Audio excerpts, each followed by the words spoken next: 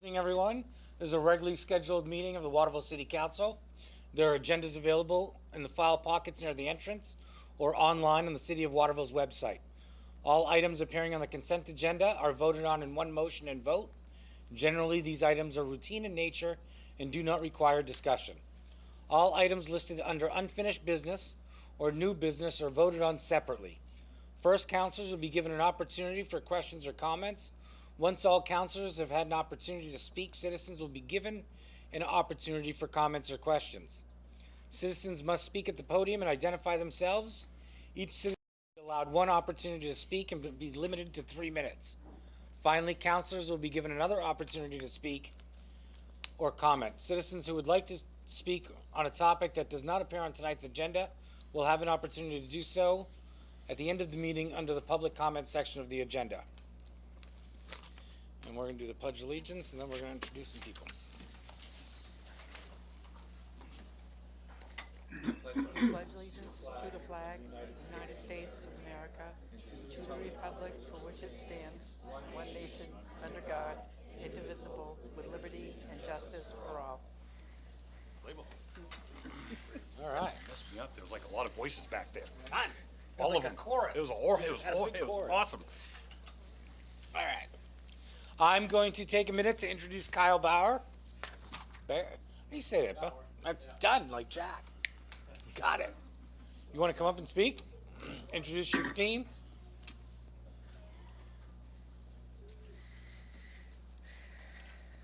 So my name's Kyle Bauer. I've been head coach of the Mid-Maine Dolphins for the past 4 years. On April 12th, we'll be traveling to St. Petersburg, Florida to compete. Please turn on the microphone. Me? I'm working on it. Do you want me to restart? There you go. No, that's better. Yes. On April 12th, we'll be traveling to St. Petersburg, Florida to compete in the East Elite Showcase Classic. Our group of 11 athletes is the largest the Mid-Maine Dolphins have ever brought to this meet. It is a national level meet for 14 and under athletes. It's a pretty amazing deal for these kids. They've worked very hard all year. If you'd like to support them, if you'd like to make a donation, you can make out a check to the Alfond Youth and Community Center with the subject Mid-Maine Dolphins Boosters. So that would be great. And we put together a little presentation to introduce each one of them.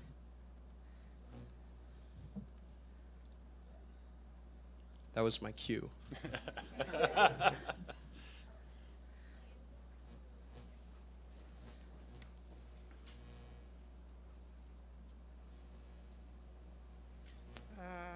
How is this gonna, I gotta turn my volume up. Hold on. Okay. It's important that you hear it. Oh boy. How do I do the volume? Here we go. I got it.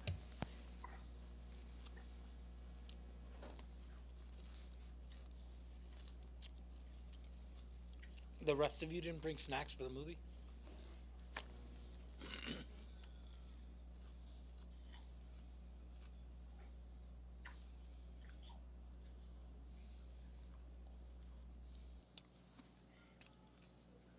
Put the microphone up against the speaker. It is.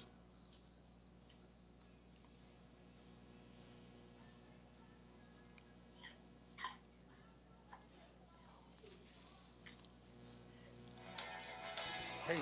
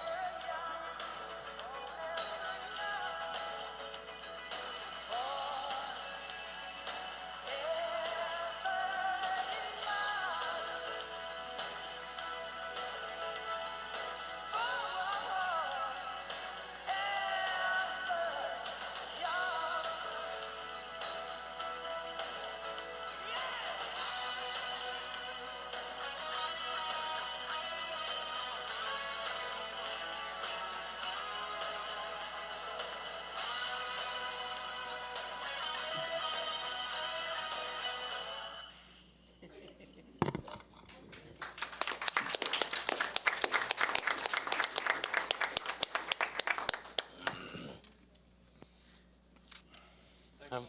You're welcome. Good luck, guys Good and luck. girls. Good luck. Good luck, everyone. Are you staying for the whole meeting? Civics class? It's like civics class, right? Like, Thank you. Good luck, you guys. Yay. well, at least Go you're Bills. taking them. You didn't leave them with us. Bring back the warm weather and some gold medals. Have fun in Florida. Enjoy the weather.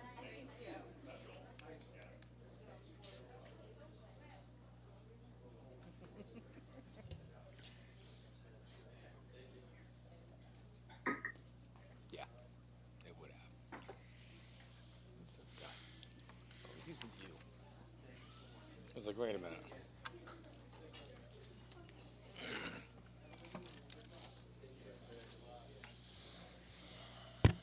All right. And now we no longer have a full house. All right. We went from everyone to like 6 people, so.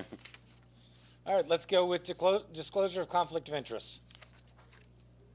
Anybody got any? I don't have any. Let's move on. We did the presentation. Council committee reports.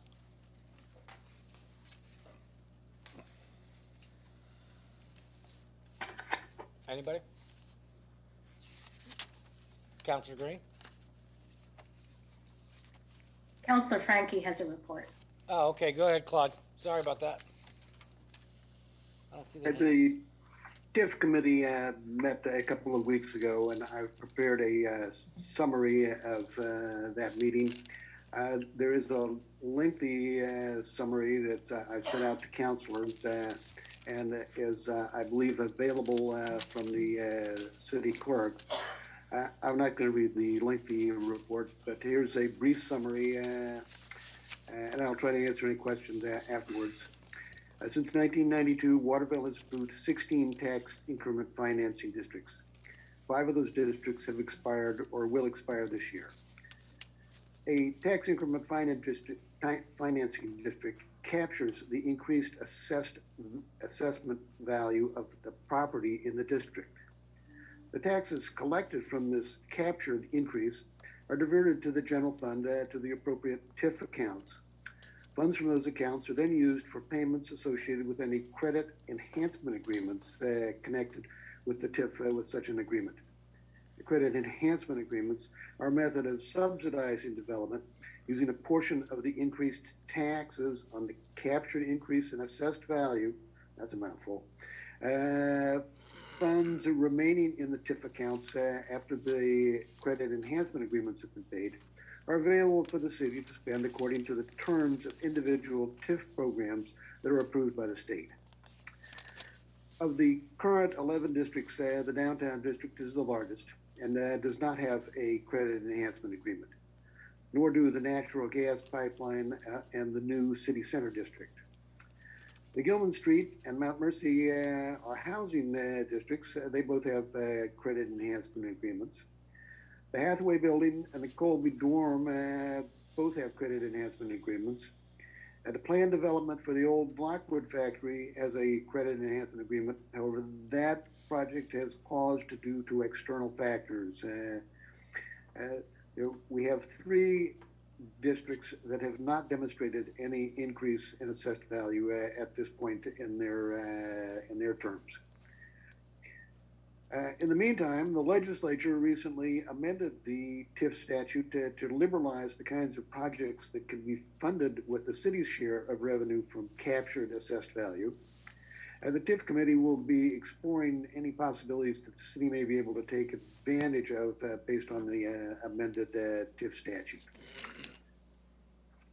Thank you. You're welcome, Claude. Thank you. Councilor Green, did you have something? Well, I have a question for Counselor Frankie. We have on our consent agenda a report on TIF activity. Is this a report that your committee created? No, the city manager created that report, and I've asked him to include it in our shared folder, shared committee folder, so that it will be available to the rest of council. Right, and it's in the agenda packet as well, right? Okay. Okay, thank you. You're welcome. I will add something if I may, Yes.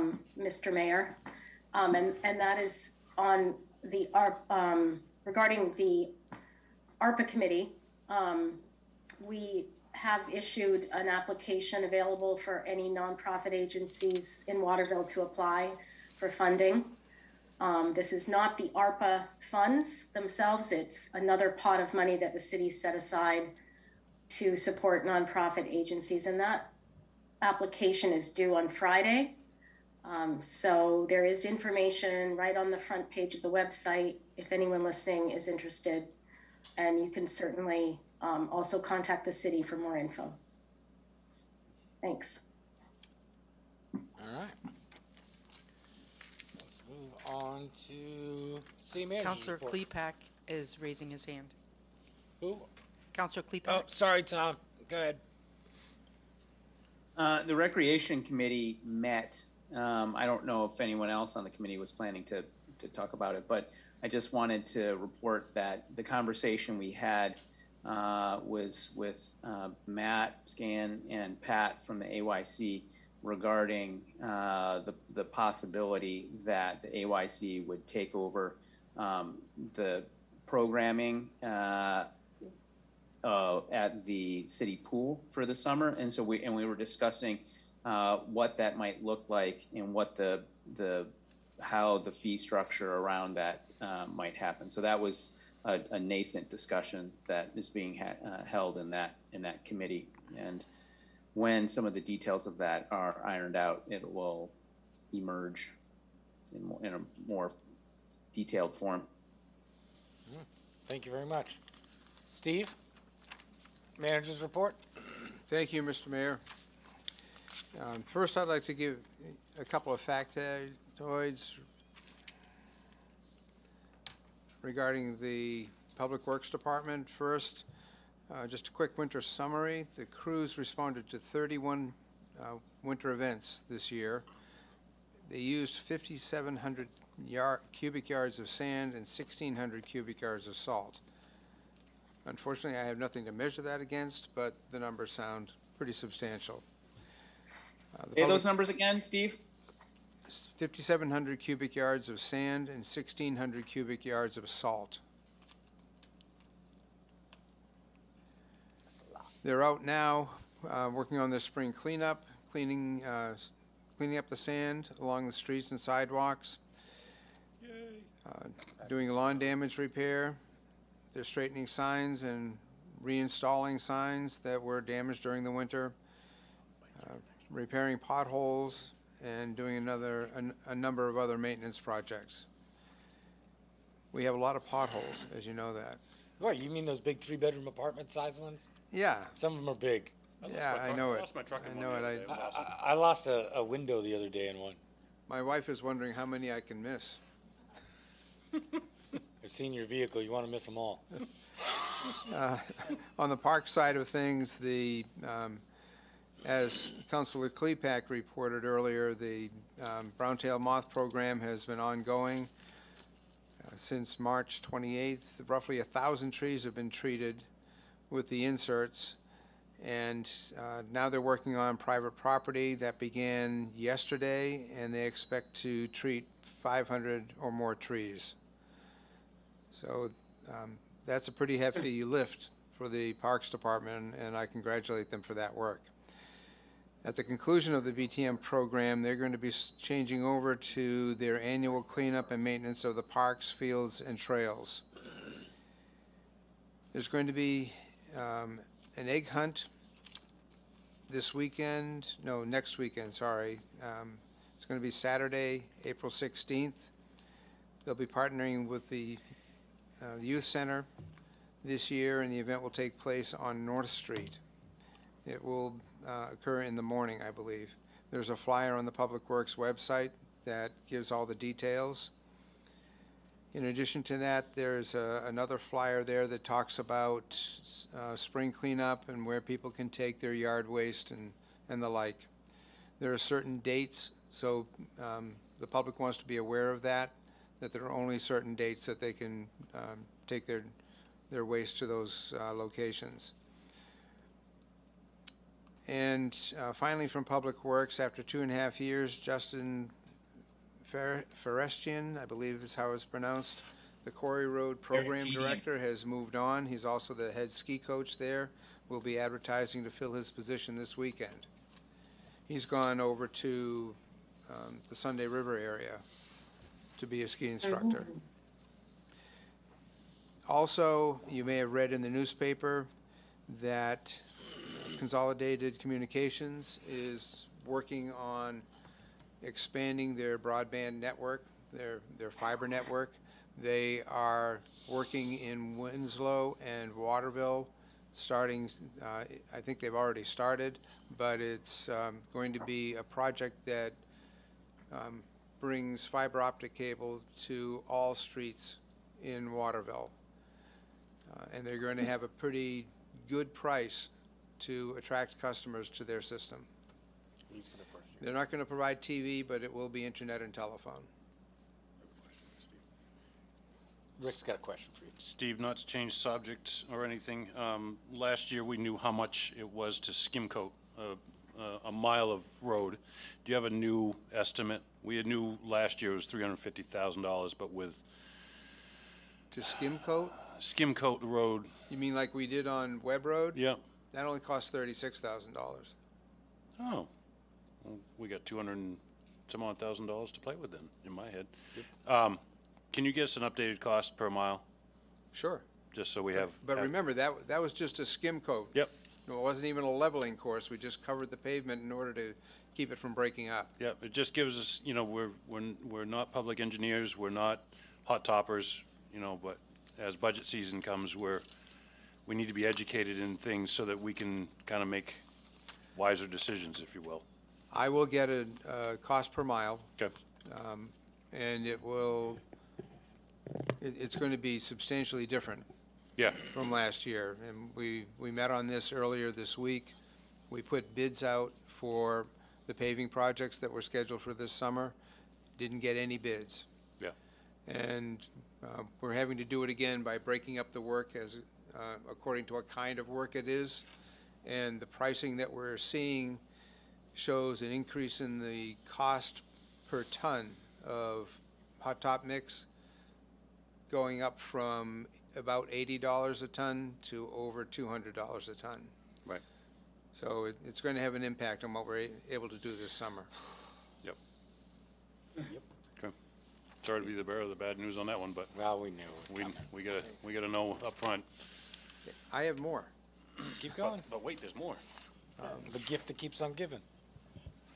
I met with the Lockwood Mill project people this week and reassured them that the city was going to write a letter, and I'll write the letter, and Mayor, I'd ask you to sign it also, along with the chair, to the county commissioners where the project has applied for $1 million in ARPA funding to help them meet their financial needs to be able to put the project back online.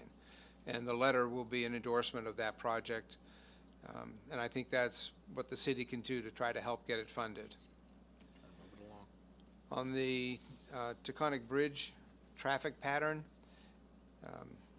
I think the last thing I reported to you was that decision was made about where the traffic was going to go and what direction it was going to be one way and all of that. I got further information on the analysis that they did on it. I wrote to the chief engineer on the project saying that I didn't agree with some of his analyses and that the project, if the project is shortened by 8 months, which it could be by closing the bridge entirely, they'll spend $4 million less on the project instead of doing what they're doing. So I made a point, but I don't think it's going to go anywhere because they've made their decisions. Is that 4 million last year's price or 4 million this year's price? I have to ask that because by the Yeah. time they get started and completed, it could be they cost more, $6 million. They could be $4 million short. Yeah. Yeah, you're right, Rick. On Trafton Road Bridge,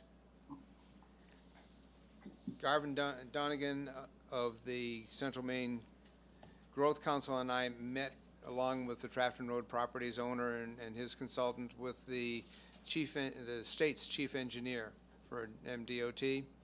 And the state now has changed its position with respect to their timing of the engineering on that bridge, and they've moved that bridge to the top of their list. I don't know it's the very top, but high on their list for their 3-year engineering program, which encourages me that they might have it engineered within the first year.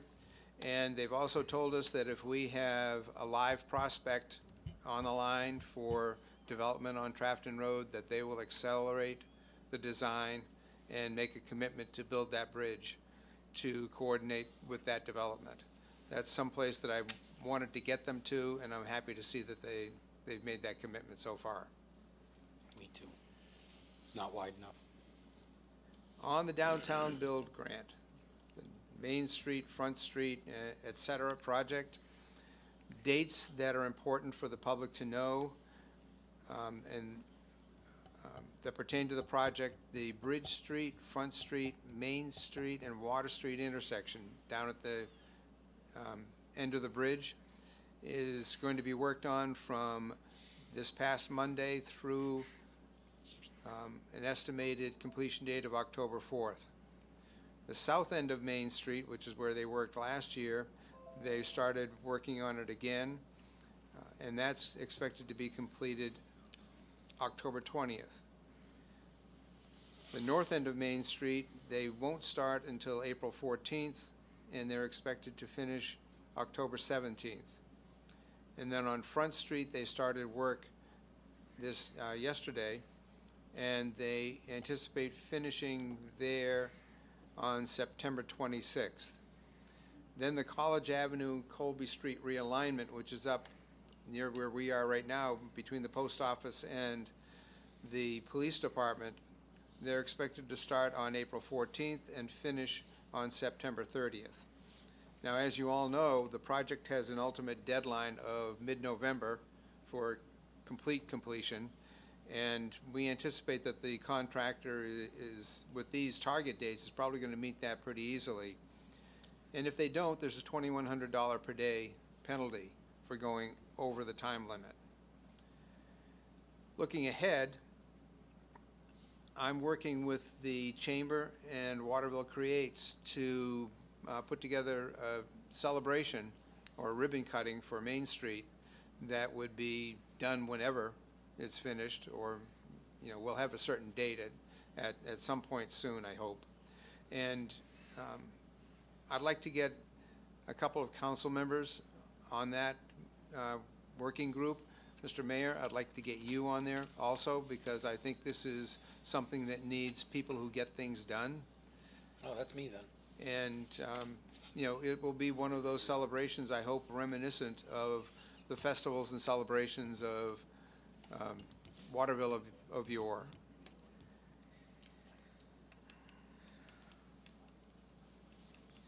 And finally, the 2023 budget is near completion in its first draft to be shared with the Finance Committee. We'll be meeting with the Finance Committee tomorrow, I believe, and we'll be talking to them about where we are and what we have to finish in order to put the budget together. That's the end of my report. Good deal. Any questions for Steve? All right, seeing none, we're going to move on to consent agenda. So moved. Second. Patty, can you get a roll call? Back to the roll calls, Patty. Back to the roll calls. One meeting. Counsel Morris? Yes. Counsel DeBrito? Yes. Counsel Klepak? Yes. Counsel Green? Yes. Counselor Foss? Yes. Counselor Frankie? This is the consent agenda. I missed the comment. Is that Yes, sir. correct? It is the consent agenda. All right, I vote yes for that. Counselor McCormick? Yes. The vote is 7 in favor and 0 opposed. Moving on to old business, Resolution 33, 2022. Mr. Mayor, I make a motion that we read the entire agenda by title only. Second. Counselor Morris? Yes. Counselor DeBrito? Yes. Counselor Klepak? Yes. Counselor Green? Yes. Counselor Foss? Yes. Counselor Frankie? Yes. Counselor McCormick? Yes. Vote is 7 in favor and 0 opposed. Any discussion? Well, No. reconsideration, don't you guys have to vote for that? There needs to be a motion to reconsider Resolution 33. Right, so I'll move to reconsider. Second. Establishing a Waterville Historic Preservation Committee. Any discussion? You can move to adopt it now, because it's back on the floor to when you reconsider it, it's back before you voted on it. So it's back on the floor. Move to adopt. Second. Roll call. Now, it's back on the floor with no vote. If someone wants to make an amendment, now would be the time. All right, so I move that we amend this resolution. The amendment is included in the agenda packet. It involves expanding the scope of this committee from focusing on the south end to focusing on a wider segment of the city, the north end, the Victorian Center, and the south end, the north end, and the center. It also includes considering properties constructed prior to 1930 that aren't on this list for possible consideration. I'm going to make a point of order just for cleanliness of this, that we should be looking for the second first and then oral arguments on that. Oh, I'm Did we get a sorry. second on it? I If we did, second. okay. Yeah, I I'll second. shut up. Thank you. Sorry. I thought we had done that, and I'm You're making the moving amendment, on yes. then. You're making the amendment, so. Everyone should have the language. I'm just kind of summarizing here. Okay. So it's considering properties, expanding the consideration to properties not on the list that are pre-1930 for possible addition, and expanding the number of, not expanding the number, but including membership from the 3 neighborhoods listed in the resolution.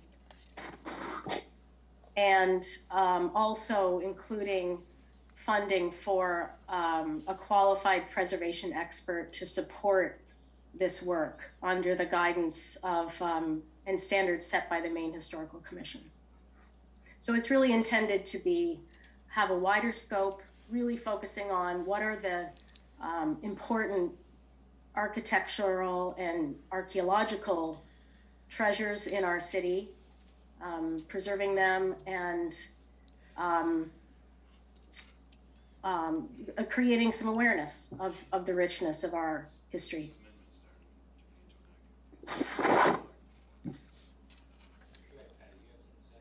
I have nothing to say, no. So the items were in the packet, and they're highlighted in yellow to show you where the changes are in the resolution and also in the committee charge.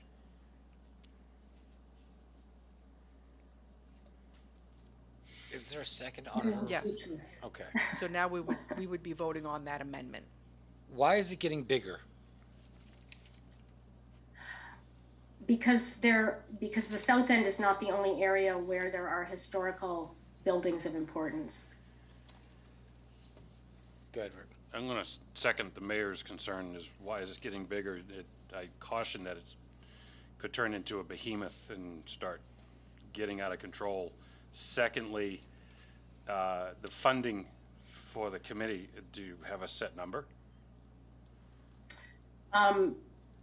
There is no set number included in the resolution. Okay. Should we not postpone till you have a number? Because right now, we're gonna give a blank check to this committee, and I'm not in favor of that. I need to know how much this is gonna roughly cost. Yeah, and I think that's unknown at the moment. I mean, that's an element that I agree is not completely fleshed out. Part of the problem is that we don't really know right now. Okay, so do you want to, not to interrupt, but do you want to just strike that for the sake of quick, easy debate? Just strike that line? The quick answer to your question, Rick, is that once the committee's formed, they'll go out and find somebody, and they'll make a presentation during the budget process this spring to spend the money. At that time, council will take a look and say, well, we can't afford to spend money on that right now, or they'll say, oh, this is a great idea. So this is something that'll just come down the pike in the course of the budget negotiations we're getting ready to do. So allow me to be a little sarcastic. Should we not apply that same thought process to every other project that we have, is just debated in budget season? And I don't mean to be sarcastic, but I do. I'm not ready to put a rubber stamp on funding. It plainly says it in the resolution, will provide funding.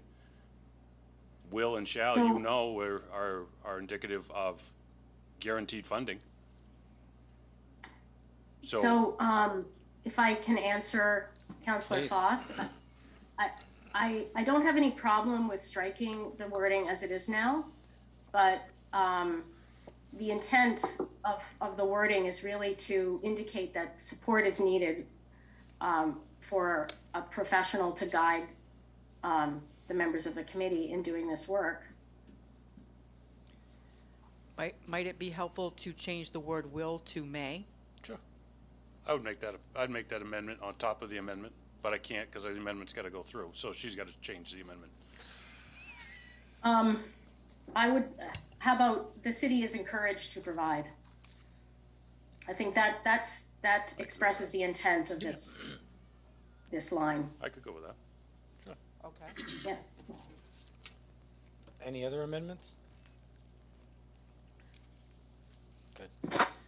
Is there a second on that change? as I'll do a well? second. Thank you. I believe, Patty, if the person offering the amendment accepts the change, we don't need to have a separate vote on it. Right. Yep. Thank you. So I guess Okay, second. so I propose the amendment and I accept it. All right, Patty, can I get a roll call? Council Morris, Yes. Council DeBrito, Yes.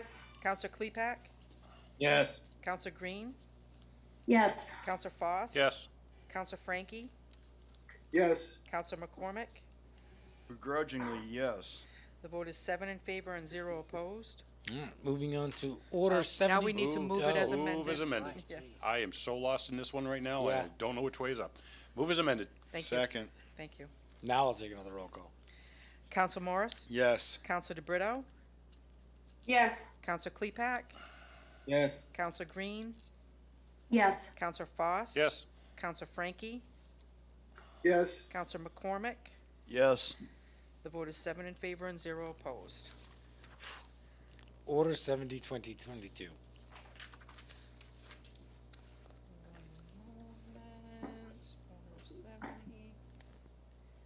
I got a lot going on tonight, so. How's your night going?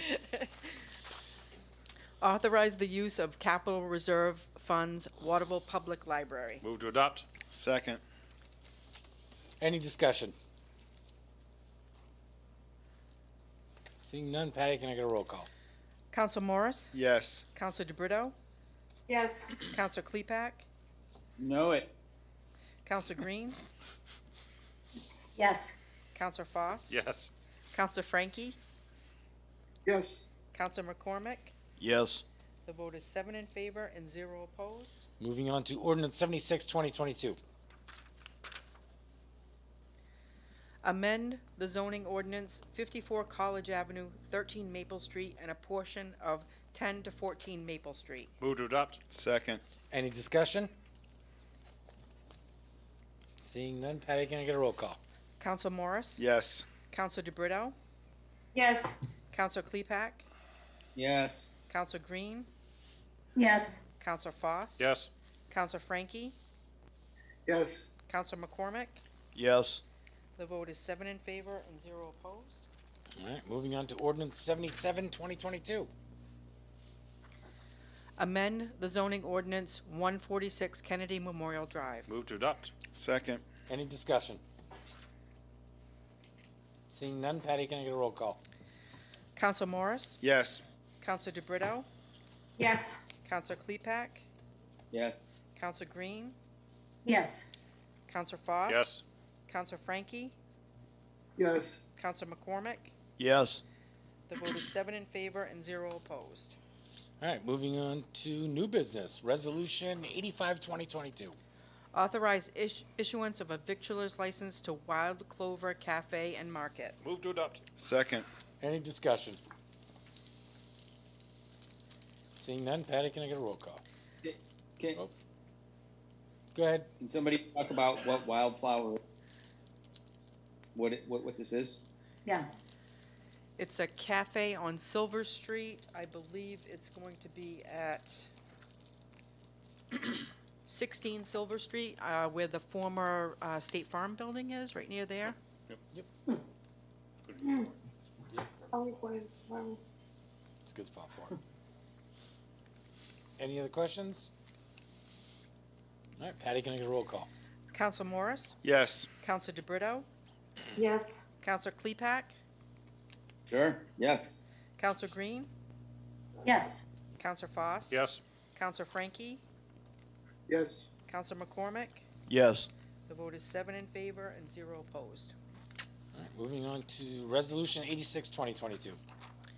Authorize issuance of a victualer's license to Subway KMD. Move to adopt. Second. Any discussion? Seeing none, Patty, can I get a roll call? Counsel Morris? Yes. Counsel DeBrito? Yes. Counsel Klepak? Yes. Counsel Green? Yes. Counsel Foss? Yes. Counsel Frankie? Yes. Counsel McCormick? Yes. The vote is 7 in favor and 0 opposed. Moving on to resolution 87, 2022.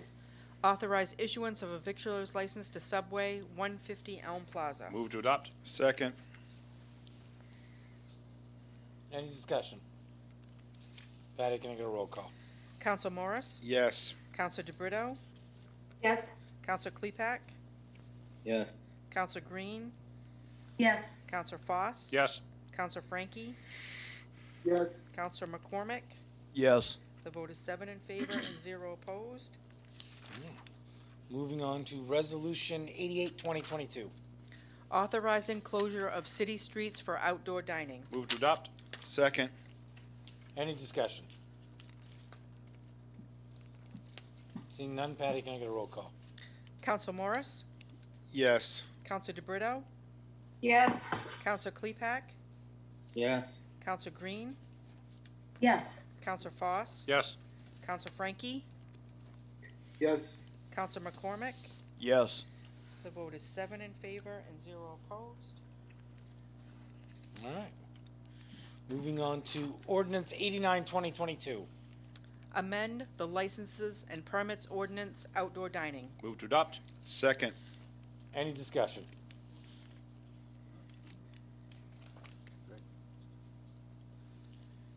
Claude, go ahead. Could the city manager explain what we're actually doing with this amending the ordinance here? I can do that. I'm going to need the assistance of the city clerk when we get into the details, but generally speaking, this is a modification to the existing ordinance that sets out certain parameters for the use of city sidewalks and city streets in the areas that we were just talking about, in particular on Merchants Way and Silver Street. laying out a pattern of use identical to what's been going on in the past 2 or 3 years, and then charging a fee for different categories of use or different expansions and types of uses. There's a fee for using the sidewalk and serving liquor. There's a fee for not serving liquor that's different from the one serving liquor. Then going beyond the immediate sidewalk in front of an establishment, there will be a fee based on a square footage of space that will be consumed by the establishments. And is it different for serving liquor and not serving liquor? No, it's just No. a square foot price. Just a square foot price going beyond. It's important to note here that city staff met and put together a proposed approach to doing this year. We met with Councilor Frankie and the mayor, and then we all met with the downtown restaurateurs. And we aired this proposal with them. They gave us their feedback. We went back to the drawing table, made some modifications, and met with them again before we brought this before the council. And I think I can say with confidence that the restaurateurs are comfortable with this approach and are ready to get started with this season. Councilor Foss. The square footage, how do you propose that we're going to mark that so that we know that any said restaurant is within their bounds of square footage? Well, I think the practical approach to that is for them to map it out on their application and give us an estimate of the square footage, and we will send the appropriate people out there to actually measure it so that we can verify the square footage. And I think then we'll probably mark the corners of the area that's going to be designated for them so that there isn't any encroachment by others. With like some sort of ground marking paint? Yes. Okay. All right. Good enough. One thing that is also going to happen here is that when we block off the streets, we're going to do that with Jersey barriers, as has been done in the past, and we've asked all of the restaurateurs who are going to benefit from that to get them painted somehow in a decorative way that makes the city look brighter and happier than just the gray Jersey barriers. There are going to have to be certain parameters that we attach to that, such as language about obscenities and putting the wrong kinds of images and political statements and that sort of thing on the barriers. But I think it's going to work out fine because they all want to do it. We got a high school full of kids in an art department. They probably could do something, couldn't they? Absolutely. I was just thinking out loud here. Happy trees. Let them rock. Happy trees. I'm pretty sure you wouldn't get any never mind. Yeah, you would. Who are you kidding? But, and honestly, I mean, couldn't we employ the high school? Well, we'll make that suggestion Let to that the be a merchants group. creative, blah, blah, blah, something. I agree. It gets the community together. Yeah. Just thinking out loud. Community involvement is a good thing.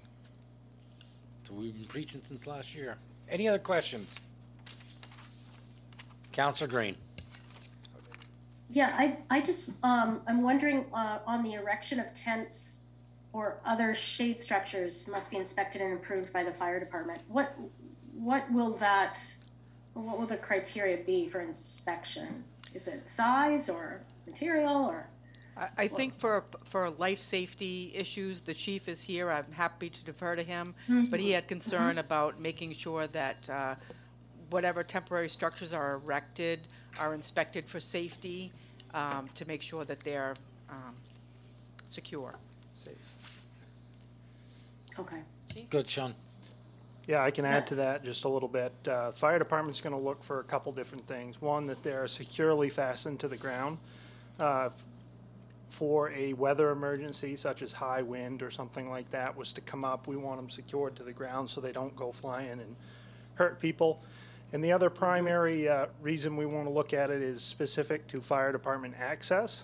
We want to make sure that our fire trucks can access our downtown infrastructure in the event of a fire.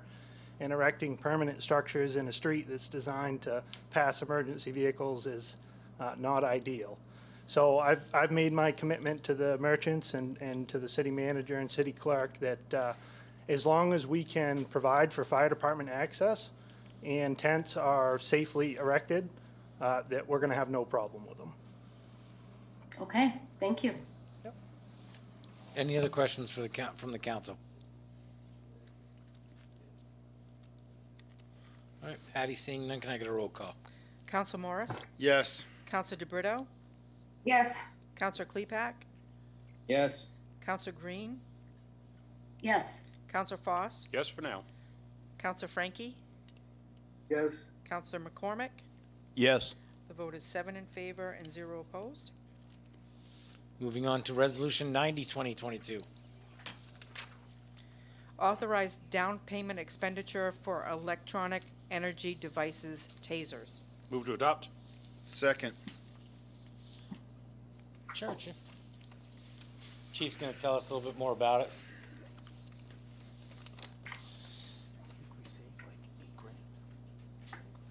Good evening, Mayor. Good evening, councilors.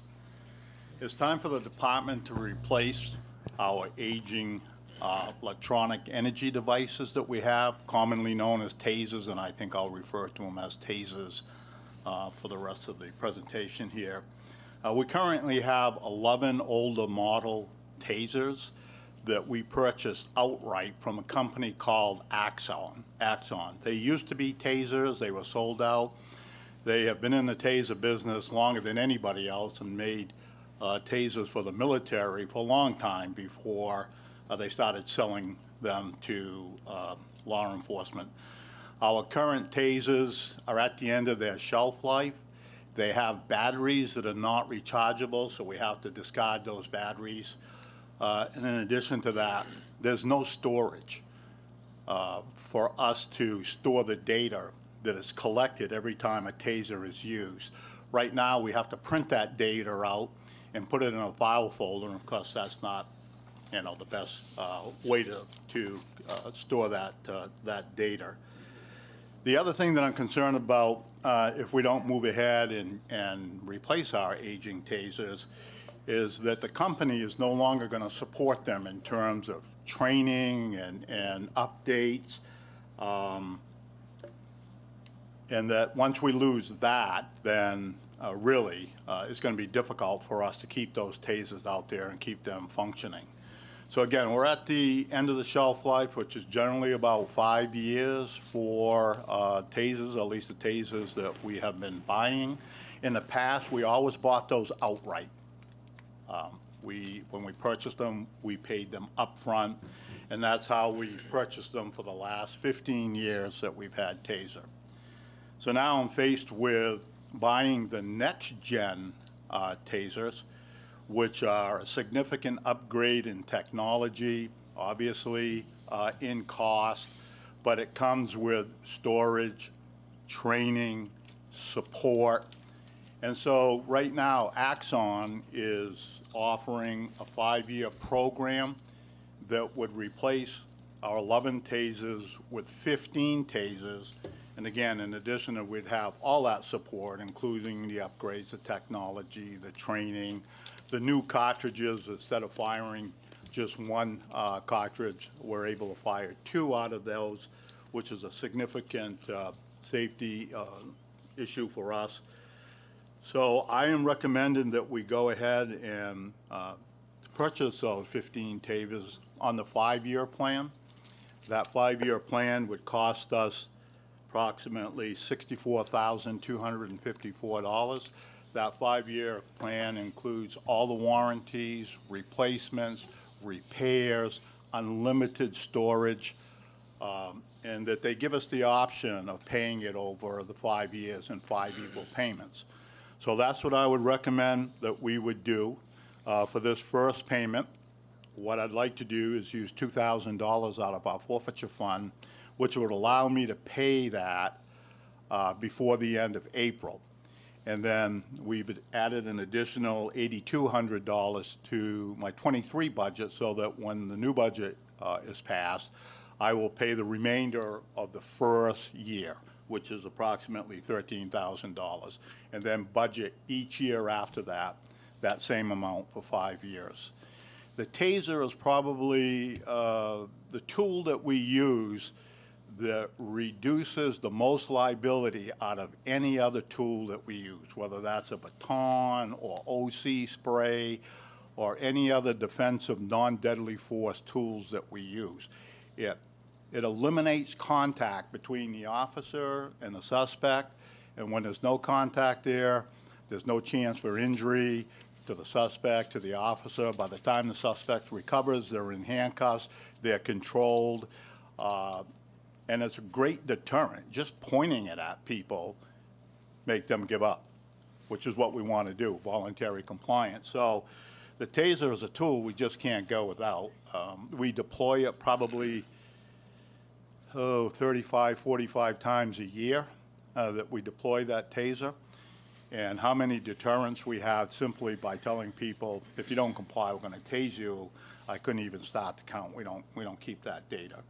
So again, I'd ask that you allow me to use that $2,000 in forfeiture money. I've already expended the $10,000 limit in one fiscal year, which requires me to come back to you and ask for additional spending out of that particular count.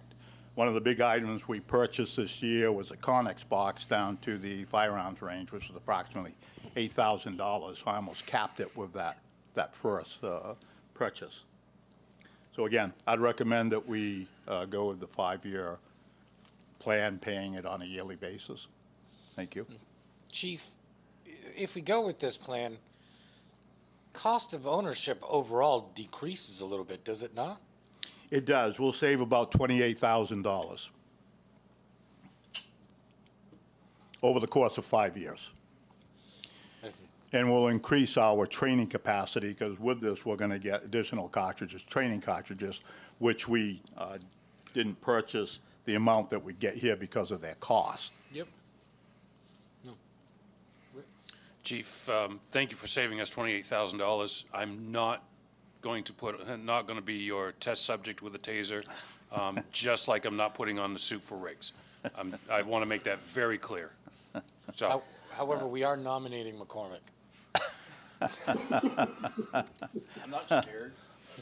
Only if we can video it. Yes, I mean, it's good. With the for- body cams. Chad, All right. Chad's got it. Any other questions? Seeing none, Patty, can I get a roll call? Counsel Morris, Yes. Counsel DeBrito, Yes. Counsel Klepak, Yes. Counsel Green, Yes. Counsel Foss, Yes? Counsel Frankie, Yes. Counsel McCormick. Yes. The vote See, is he 7 agreed. in favor and 0 opposed. See? We got it on video. You got that on video. He just agreed that, all right. It's going to be fun. Moving on to Resolution 91, 2022. Approve bid award for traffic markings paint. Move to adopt? Second. Any discussion? Seeing none, Patty, can I get a roll call? Counsel Morris, Yes. Counsel DeBrito, Yes. Counsel Klepak, Yes. Counsel Green, Yes. Counsel Foss, Yes? Counsel Frankie, Yes. Counsel McCormick. Yes. The vote is 7 in favor and 0 opposed. It's like my second favorite thing on the agenda tonight. Resolution 92, 2022. Authorize the city manager to sign contract for city playground equipment. Move to adopt? Second. Any discussion? Good, Rick? Just like to remind you, Mayor, that the equipment is designed for children. I mean, He's short enough. I'm the size of a hobbit. I mean, I could make this happen. Not going there. I am excited, and the kids in the community should get excited because you are going to have some new and repurposed equipment around the city. And we'll continue to look at all the different parks of the next couple of years and make sure that you all have a safe place to play. And if the mayor's taking up your spot on the slide, Just let me pick me know over. and I'll come over and. 4-year-olds can push me over. Counselor Frankie. I just wonder, City Manager, if the inflation of prices of everything has affected this this project at all? Interestingly enough, no.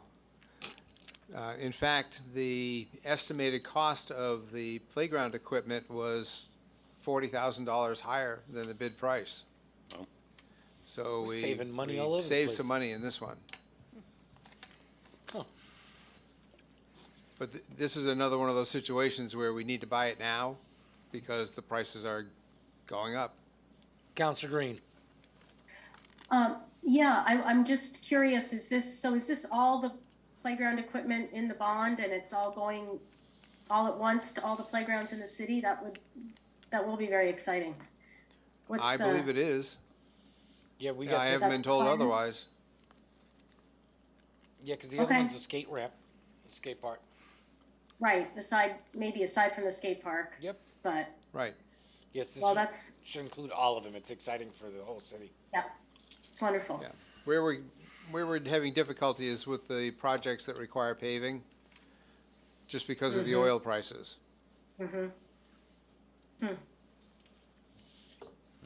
I believe some of the playground equipment that is being moved, that we are utilizing, am I incorrect? That we are utilizing some of the playground equipment that was still, that's being replaced in some parks that is still usable. We're taking out the stuff that is not usable. Some of it is being recycled. Is that correct? Yeah, some of it's being repurposed in other parks. Yeah. That's right. That's right.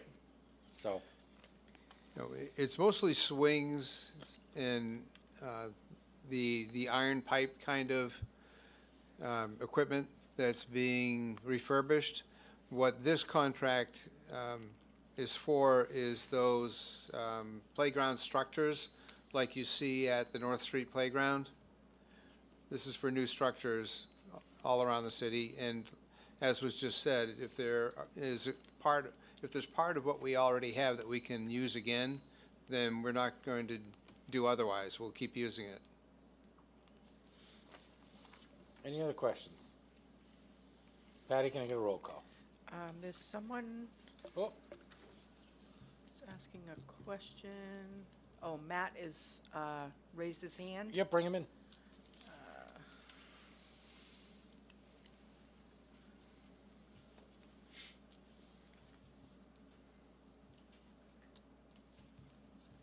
Should be here. Matt, can you hear us? You're on mute, sir. There you go. Yeah, hey folks, can you hear me? We can. Okay, great. Yeah, so I really appreciate the enthusiasm, Mr. Mayor and Councilor Green. It is pretty exciting. I think I had my hand up before when there were some questions, but I think most of them have been answered. To Councilor Klepak, we'll be repurposing some, but not a lot. We determined that, it was time for an upgrade everywhere. But there are features rather, at North Street that could be repurposed at other parks. But and just to confirm, this does include all of the parks. So it's going to be great. We've got demo to do. We'll do that in-house with city crews. And we'll do some grading of sites and maybe add some drainage here and there, so we're not just plopping these things down in areas that have been historically wet. So I think we've got a really good plan for it. So looking forward to moving forward. It's a super positive message for families in Waterville for sure. Okay, give That's me all. some- When will that be completed, Matt? Well, it's hard to say. I mean, they've got a 4 to 6 week lead time, Mr. Mayor, and if we put the order in tomorrow, it'll be sometime in May that the equipment could arrive, and they'll store it at the compound. So I'm optimistically thinking sometime in June or July. All right. So kind of perfect timing. They'll get some use out of it. That's great. Any other questions? Patty, I'm gonna recall. Council Morris, Yes. Council DeBrito, Yes. Council Klepak, Yes. Council Green, Yes, Council Foss. Yes. Council Frankie, Yes, Council McCormick. Yes. The vote is 7 in favor and 0 opposed. All right. Resolution 93, 2022. Authorize the city manager to sign a contract for design and permitting services Pine Ridge Recreation Area. Move to adopt. Second. Now, this is one that I will actually Oh, use. for the love of everything. Any discussion? I just have a question. Is there any reason why, like, our city engineer can't do any of this work, or is there a reason that we have to fund this out? Yeah, because, yes, the main reason is that we have one city engineer, and this is a pretty extensive project that requires a lot of field survey and a lot of work that one person can't do alone. But also, our city engineer is overseeing the build project and a number of other projects in town and supporting the planning board. This is really appropriate to contract this out. Okay. Any other questions? Seeing none, Patty, can I get a roll call? Counsel Morris? Yes. Counsel DeBrito? Yes. Counsel Klepak? Yes. Counsel Green? Yes. Counsel Foss? Yes. Counsel Frankie? Yes. Counsel McCormick? Yes. Vote is 7 in favor and 0 opposed. All right. Moving on to Order 94, 2022. Thanks, Matt.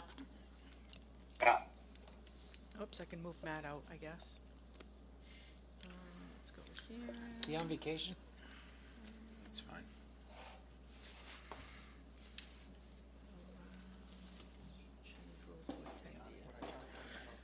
Appropriate funds from the Fire Department Capital Reserve for a Fire Department ambulance. Move to adopt. Second. Any discussion? Counselor Frankie.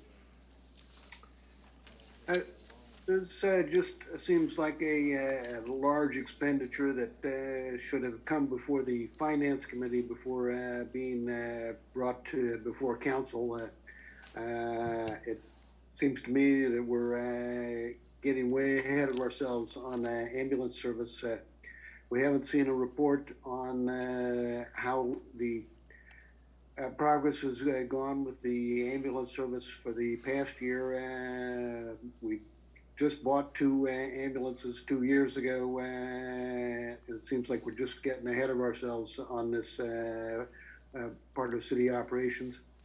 I note that we have approved a large raise for the fire department employees. The department's getting ready to do a major reorganization, and I'm just concerned that we've got some budget issues that should probably be discussed in the fuller budget picture rather than in a proposal that has just dropped in out of nowhere. I'm not sure it was out of nowhere, but Steve, who are the members of the Finance Committee? It's you, Mayor, myself, Councilor Frankie, and Councilor Morris. So, 3 of us combined sort of decided that we were going to bring it up. I mean, you bring it to a Finance Committee meeting regardless. The three of the 4 people that are going to be at that Finance Committee meeting are in favor. The second part of that is we have the money. It's there. They earned it. They've put aside the money. We knew this was going to happen. We're a year out before we get an ambulance. If we don't do this now, we're not going to get that ambulance in time. And luckily, can you tell me, members of the Fire Department Committee? It's you, Councilor Foss, Councilor Morris, myself. Am I missing anybody? Chief. The chief. So again, the members of the Fire Committee also sort of propelled this forward. It hasn't been dropped. We knew that this was going to come. We discussed this weeks ago when I asked you guys not to spend the money out of this fund because it was earmarked. We had told residents that we were not going to bond for an ambulance, that we were going to stroke a check when it was time to buy one of these, and we are in that position to do so. I understand that we've done a lot of other stuff, that we've rearranged the fire department. We've done that to facilitate some of what's going to happen next year. If we don't get the ball rolling, Claude, I wish that you could have come to one of the fire committee meetings, simply because you would have seen the trajectory of what was going on. And there are things that I don't really want to say right now that we discussed in meetings, and I'm not trying to sound any alarms, but we need this ambulance to be here next year. For the safety of our residents, for the quality of care that they receive, it is time to buy that ambulance now. We have the money. Councillor Foss. So along those same lines, when ambulance service came to city council, I was one of the opponents to it. Cost me an election. And, yeah. It cost me an election. Cost him an election. Chief, what is it that I always tell you every time you and I meet about ambulance service? Your priority is the safety of our community, number one. And the number two concern that you have was that the program is breaking even or making revenue. And is it making revenue? That is correct. Is it keeping the residents' care at the same level? That is my the level it priority, needs to be? and it has significantly improved the safety of our residents by providing for additional EMS services when they otherwise may not have been available. And then I also tell you that if it's not breaking even, you lose my support 110%. That is correct. You got my support. I've seen the numbers. They continue to grow. And again, like the mayor said, that was one of the reasons that we pushed for the $90,000 that you wanted to take out of here. Because the writing is on the wall. You keep putting money on top of money and it grows money. And this is one of those opportunities where we can grow the EMS service for the residents of Waterville without having to bond out. And that's a win for me in my book. So that's all I wanted to say. Councillor Green? Yeah, so, for the benefit of the people not on the fire committee or the finance committee, I think we need to hear from Chief Essler. We just had a presentation from Chief Massey, about tasers. That's 2,000. This is 340. So I think it's important for us to know those numbers too. And so I think the chief is probably still here. Could you give us a summary and explanation for the need for this expenditure? Yes, absolutely. Good evening, Councilor, and thank you for hearing me out for sure. We have a definite need for a third ambulance. There's no question about it. Our intent when we purchased our two ambulances, we purchased both of them for $130,000 at the time. They were used ambulances. They were great, fantastic ambulances, but at the time the intent was to put them into a backup capacity, really to respond to calls when our primary ambulance service wasn't available. We were able to work with Delta, come up with a cooperative agreement to cross-staff some vehicles, and those trucks then were in turn brought from a backup capacity into a primary capacity. So one of our trucks is running on the road every single day and handles every other call in the city of Waterville, while another one of our firefighters rides on a Delta ambulance covering the other call. So just to give you quick run numbers, because I think it's important that the council hears and understands the urgency. Last year, from January 1st until March 31st, we ran as an agency 853 calls during that 3-month span. This year, in 2022, we have run 1,218 calls, representing a 43% increase in volume of our organization.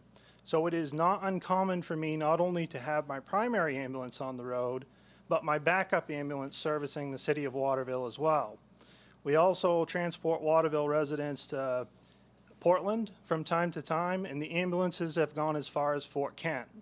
So when I have an ambulance that's on the road transporting a critically ill patient, and then I have to have an ambulance to also cover on an average of 406 calls a month, I don't have the capacity to handle the call volume here in the city of Waterville. So I'm asking for a third ambulance to be purchased, moved to the front line so I can take my backup ambulances and extend the longevity or the life of those ambulances by rotating them on calls. This also allows for a third ambulance to be in the shop, and I still maintain my primary and backup capacity. So I would be bringing this to the council, whether I had the money sitting in my account or not, because it is a critical need for this city that absolutely needs to be invested in. However, because of the good work of the finance committee, the city manager, and quite frankly, the councilors and the mayor, we've been able to produce $286,000 in our fire rescue reserve account in the last 2 years.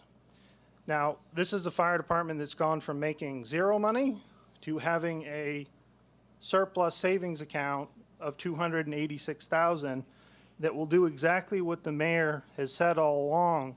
It will pay for the entirety of the ambulance itself. Now, we did say that the ambulance was $341,000. That's because included in this is the equipment that goes on the ambulance. So the cardiac monitor, the stretcher, an item called a power load. It is not uncommon for us to lift 700-pound patients, and sometimes two people cannot lift them by themselves. So I'm proposing a power load in the back of this truck where it automatically lifts, saving on back injury. This will also come with warranties on all of that equipment and a new heart monitor. So as we move forward with our ambulance fleet, I will likely be proposing what's known as remounts, which is basically you swap a chassis out. So moving forward, I expect to see ambulance costs lower. Now, I got one other point. I don't mean to take everybody's time here, but if we do not purchase this ambulance now, because Autotronics, our bidder, has a model in production at this moment, we are going to wait at least 18 to 20 months to get an ambulance. And they are projecting significant cost increases as a result of steel prices, carbon tax, and overall inflation. They've estimated the cost of these ambulances to go up 20% in the next year. So what we're bringing forward is fiscally responsible and absolutely necessary. And I always want to close with this. Our fire department is providing care to our community at an extremely high level. They are doing a great job working alongside Delta Ambulance. And quite frankly, me as the fire chief, my job is to propose the tools that they need to get the job done. So that's what I'm here to do. Can you say that part again about being right? Jesus. Really has been your kind of night, huh? The mayor was right. You wear the right shoes for this meeting. Chief, you never had to say that. I wear the right shoes for this meeting. I was forced into it. Question over there. Councilor Frankie? I was saying Councilor Frankie. Oh, I'm sorry, Claude, my microphone was off. I was saying your name. All right. Chief, from the work that we just did together, working on the collective bargaining agreement with your firefighters, that I am a solid supporter of the fire department. My concern, of course, is budgetary, that whether the fire department's been putting money into the general fund is a good thing. You're to be lauded for moving the department forward in that regard. But we do have bigger budgetary concerns that the council is getting ready to embark on our annual budget process. And that is going to include finding the money for the increase in salaries that we've authorized for the fire department through collective bargaining.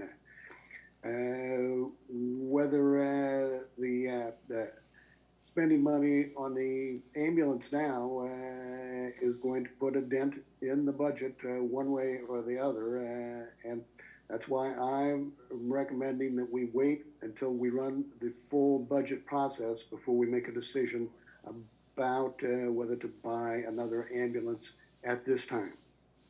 Counselor Foss. Steve, how much extra revenue did we put in the general fund last year?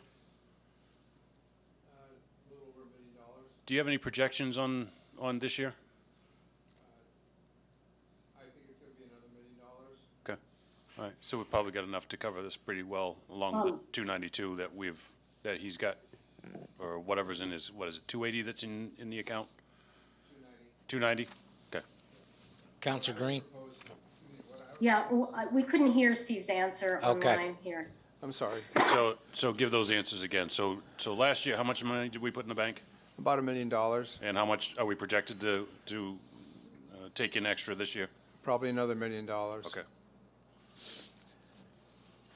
And on this particular project, the chief has proposed that you appropriate $250,000 from the fire department reserve account and then do a lease purchase for 3 years to pay for the rest of it.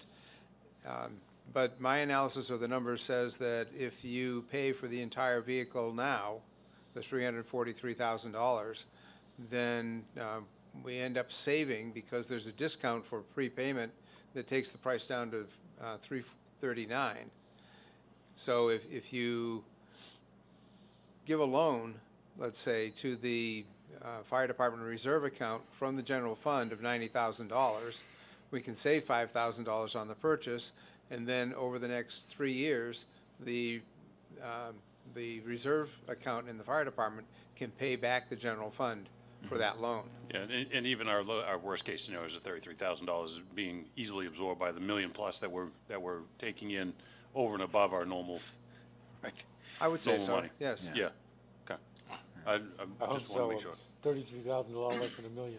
I don't foresee their business slowing down. It's only going to increase. Yeah. Any other counselors? Counselor Green. Yeah, so I can appreciate the uptick in use of the ambulance and the urgency for holding the bid at a cost that is lower, and securing a vehicle being ready in 10 months instead of 18 months. But I have to agree with the points that Councillor Frankie was making about considering the other expenditures that we have for the fire department and other departments. As I understand, the amount in the reserve account right now, which is revenue generated by the fire department and placed in the reserve account is, did you say 290? Yep. Yes. So if we drain that account and borrow 90,000, I feel like we're not really living up to, you know, the idea of keeping a zero balance for the department. I think $5,000 is a small amount to pay to be able to spread the payments over 3 years, and that way we're accounting in the fund, we're paying out money that's in there. So I'm in favor of this proposal with the payment plan, but I'm not in favor of borrowing 90,000 from the general fund to do the full amount. I have one other question, and that is for Chief Essler. When do you anticipate you'll need to purchase another ambulance? What's the 10-year projection or whatever on this? So basically, ambulances run in a primary capacity, running all day, every day. Generally, you're going to have in between a 5 and 8 year lifespan, generally. Mm-hmm. Is that when you buy them new or do you buy them used? So what I would propose with our next vehicle is obviously we would be replacing one of our older trucks, would be what's called a remount, where they basically take the box and they recondition the box and they put a new chassis underneath them. The box itself generally will hold up, or the compartment where the patient is will generally hold up for the life cycle of 2 chassis. It's significantly less in cost, and that provides us with a new chassis so we can get another 2 or 150,000 miles on them. So I would say likely 5 to 7 years is what we'd be looking at. Okay. And so that fund should replenish over those years to where we can ready for the next ambulance purchase. Yep. I have another question. Over the last 2 years, how much money have you used out of that reserve account for other things other than an ambulance? We haven't used any money on anything. We've tried to save it. I did bring a proposal to the council asking for $90,000 to repair portions of the building. You guys rejected that proposal, thank you, and appropriated that money out of the general fund. And I guess I would agree with your statements that we certainly need to maintain our fire station. Those should be budgeted items, and the city manager has provided some very good direction on how we're going to go about doing that in the next budgets. So I'm not sure why we would look at financing anything when we already have the money. Like, I don't want to give a bank $5,000 of taxpayer dollars when we already have the money sitting in the bank. I mean, I don't want to nickel and dime the safety of the citizens of Waterville. We knew this was, we may not have known that it was completely coming, but we knew we were going to buy one this year. We've been watching the numbers come in. We're talking about how to finance it, not what, right? But we don't have to finance it. That is, we don't have to finance it. We have the money. Pay for it, yeah. Yeah, I mean, we have the money. Go ahead, Rick. Mayor, I'm going to make an amendment to this that we take the $290,000 out of the supplemental fund and the additional money out of general fund to pay for it so that we can save ourselves $5,000. So that's my amendment. Second. You should recite the additional amount, and that should be $50,000. So moved. Do I need to do And I anything got a different second. with that? Second. No? Okay.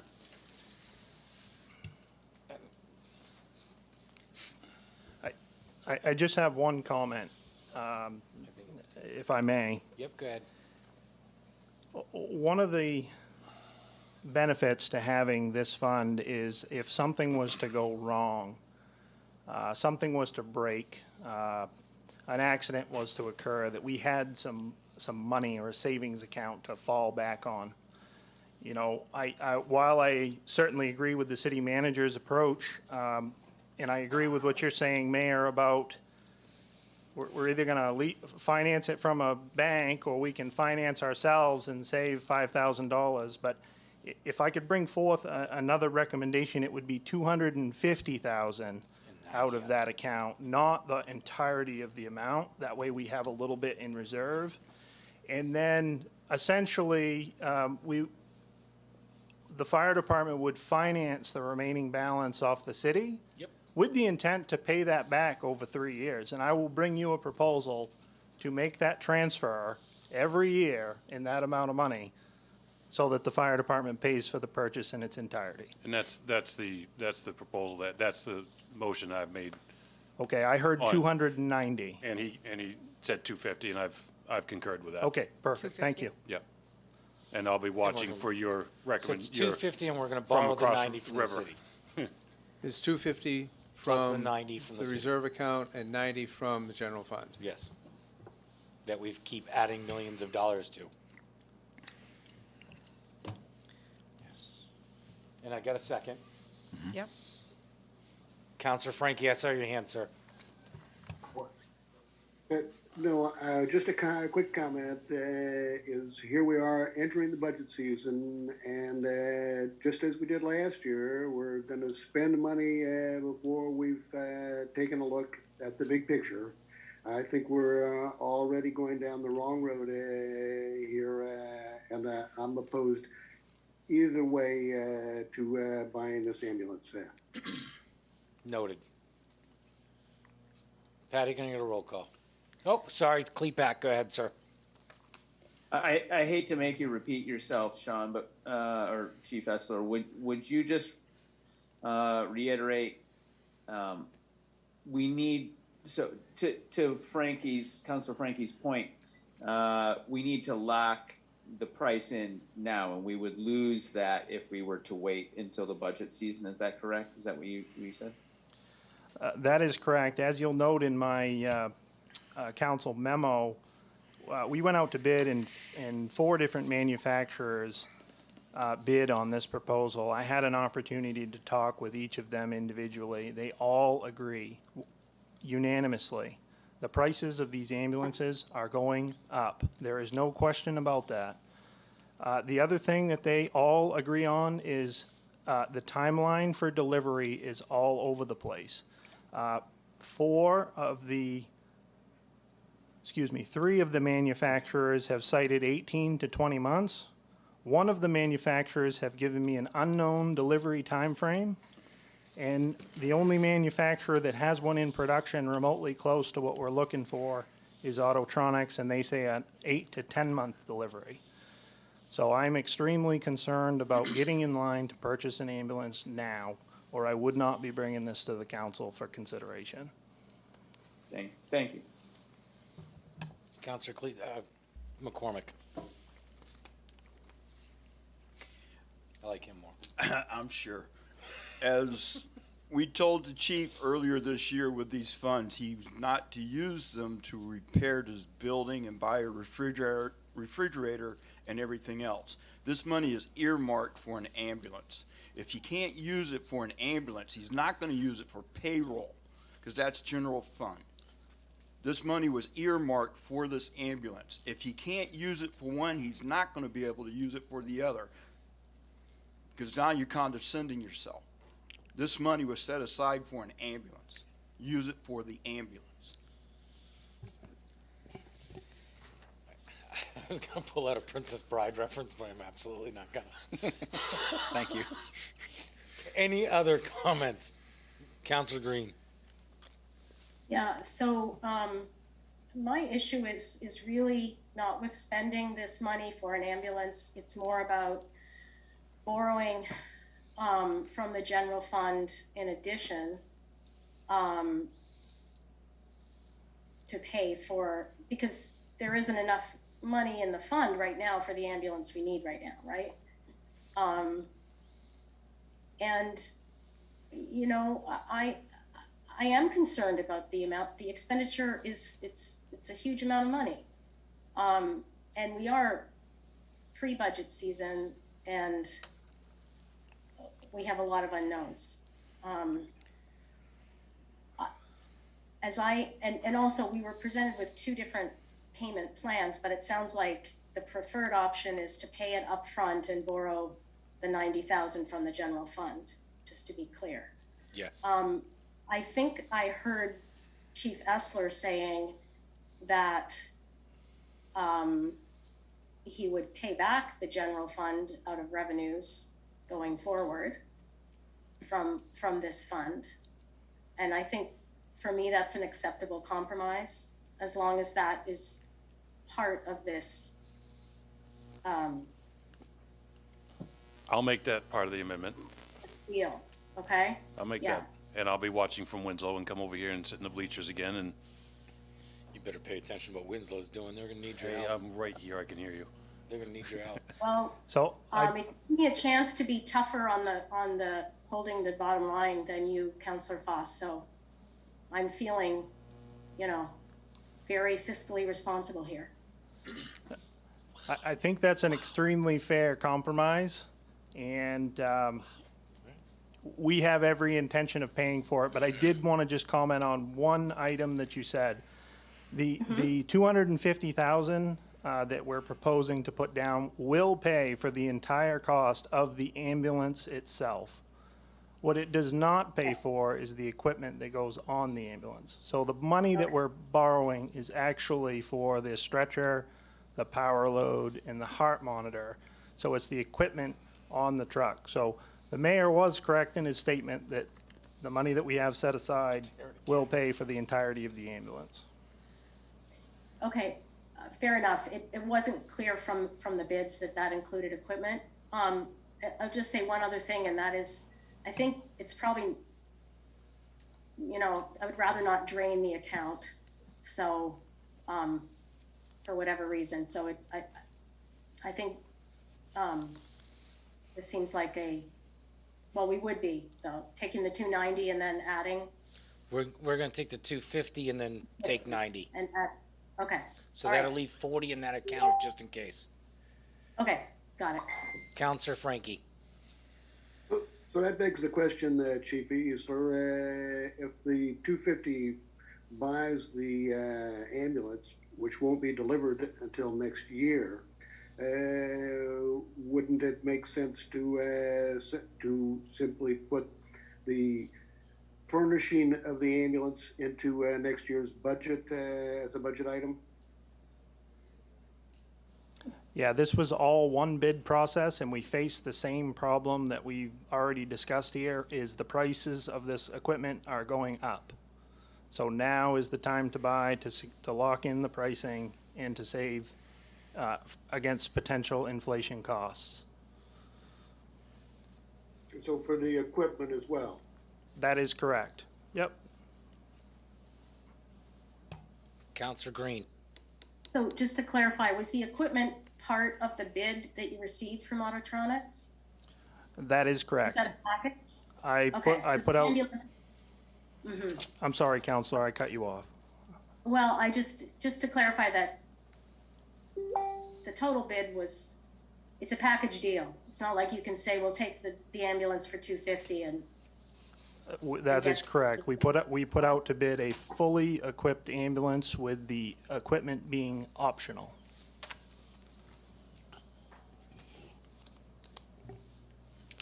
Any other questions? Okay, now I'm confused. Oh,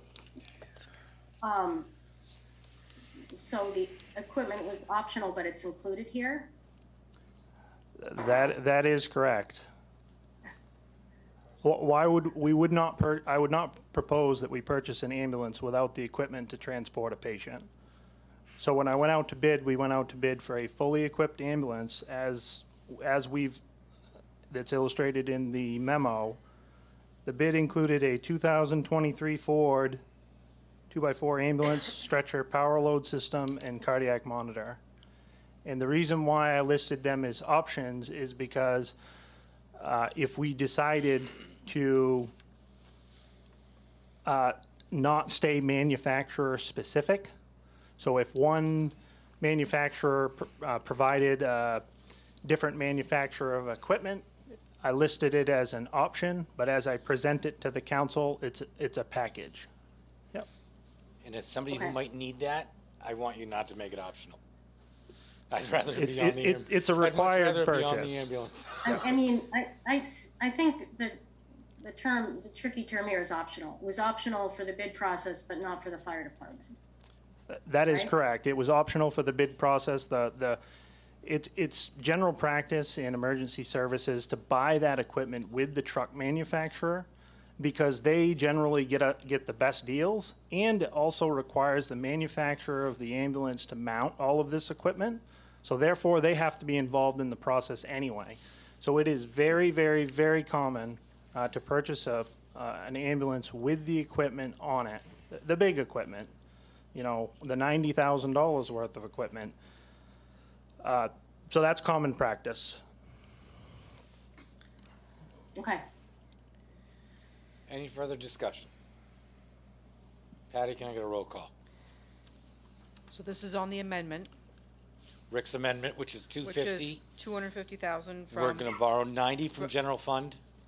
Correct? And then And the fire department is required to pay back the 90,000 out to of the the, out general of the, fund. out of that fund, they're required to pay $33,000 or $30,000 a year to recover that 90 grand. I will say yes, so that it's officially on the record. So 30,000 a year? Yep, for 3 years Okay. for the equipment. Yep. Okay, so that's the amendment. Counselor Morris. Yes. Counselor DeBrito. Yes. Counselor Klepak. Yes. Counselor Green. Yes. Counselor Foss. Yes. Counselor Frankie. No. Counselor McCormick. Yes. The vote is 6 in favor and 1 opposed. Move as amended? Second. Take a roll call, Pat. Counselor Morris. Yes. Counselor DeBrito. Yes. Counselor Klepak. Yes. Counselor Green. Yes. Counselor Foss. Yes. Counselor Frankie. Although I'm still upset that we're not following the proper budget process, I'll vote yes because we do need to move forward with the process. And I want to assure you, Chief Essler, that I'm going to do everything that I can to make sure that we're able to cover the raises that we've voted on for your staff. Thank you, Counselor. I never doubted your support, not 1 second. I think you're being fiscally responsible and looking at this from a different angle, and I appreciate that. Counselor McCormick. Yes. The vote is 7 in favor and 0 opposed. All right, moving on to Resolution 95, 2022. Refer to the Planning Board zoning amendment contract zone regarding 8 Highwood Street. Move to adopt? Any discussion? Second. Settle down. Easy. Seeing none, Pat, can I get a roll call? Counselor Morris. Yes. Counselor DeBrito. Yes. Counselor Klepak. Yes. Counselor Green. Yes. Counselor Foss. Yes. Counselor Frankie. Yes. Counselor McCormick. Yes. The vote is 7 in favor and 0 opposed. Sorry, I couldn't do that earlier. All right, moving on to Ordinance 96, 2022. Adopt a boards, committees, and commissions ordinance. Move to adopt? Second. Any discussion? Counselor Green. Yeah, I think it's great to have a summary from the city manager on this package of resolutions, as about 5 of them go together. Counselor Green, I think you have something next to your microphone that you're moving, or somebody does. Sorry, yes, I Okay. covered it with my papers, sorry. Okay. Yeah, this is a complicated series of ordinances, and so I just wanted I thought the city manager could give us a preview of how this fits into the ones that follow.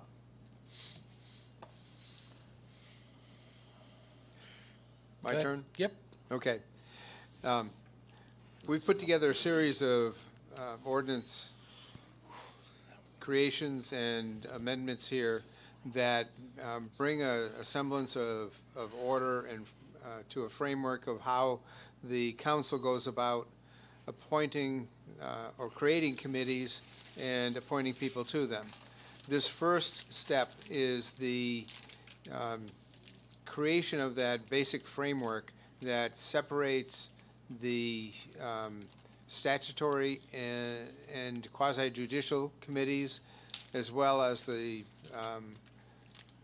separates those from the standing committees, and later on we'll be looking at an ordinance that creates a process for establishing and appointing members to ad hoc committees. We've defined those 3 different kinds of committees in this process, and I think there are, 4 or 5 items that the council's going to have to vote on. This became apparent as a necessity as we were working through the last year's worth of committee creations and assessing whether or not committees were necessary to continue. As many of you know, in the public arena, We have started writing charges to committees that includes a sunset provision that gives them a date by which they have to complete their work, and then they dissolve automatically. That's built into this set of ordinances as well. I think that you're going to find, from the council standpoint, that this creates a format that allows you to categorize the different committees according to their purpose and according to their longevity, that will not only set up the committees, but dissolve the committees and maintain a constant inventory automatically through these ordinances. We expect that it's going to be a much more organized method than we've been using. Any other questions? Councilor Frankie. So, just to be clear, Steve, the council in the past has just gone about creating committees whenever something popped up that needed a committee, and hasn't really thought about doing things like giving a specific charge to a committee or providing support for the committee's operation, or saying, defining when that committee will have completed what it was assigned for. Is that correct? Yes. And you think that for smooth city operation, we ought to do things in a smooth, systematic way? Absolutely. Well, good. I can get on board with that. Yeah, this provides that basic framework and the consistency of approach throughout the different committees that are going to be established and dissolved over time. It basically it calls for the this whole package sets apart those statutory committees that, like the planning board, that the council appoints members to, but it doesn't have the discretion of not having a planning board or a zoning board of adjustment and certain committees of that nature. The charter committees, such as the Charter Review Commission, not the Charter Review, the Comprehensive Plan Review Commission, those don't require anything beyond that document to establish them and to determine what type of people the council can appoint to them. But when you get into the standing committees that will have a longer purpose to them, that will be advisory in most cases to the council because they won't have any quasi-judicial authority with them, they would be established by ordinance according to this model, and then the ad hoc committees would be established by resolution because they wouldn't be an ongoing group of people working on a project or a concept that has no end date to it. In all cases, except for perhaps, well, no, I take it back. In all cases, except for the Board of Zoning Appeals, I think that is what it's called, all committees are advisory to the council. And I think we put together a good structure for it. That was a lot of whiteboard. Yeah. Patty, you did great. Well, I do think that there are some committees that are not advisory, but that do have more permanent functions. And I think that the way that it are laid out in this ordinance is a very systematic way to look at those all the kinds of committees and boards that we have. And as far as that goes, I'd like to give special thanks to the work that our attorney, Bill Lee, and the city clerk, Patty Dubois, have done on this to make some sense out of the kind of mishmash of committees that we had sort of in semi-existence. Thank you, Bill. Thank you, Patty. Yeah, I appreciate your saying that. They were very instrumental in getting this to where we are now.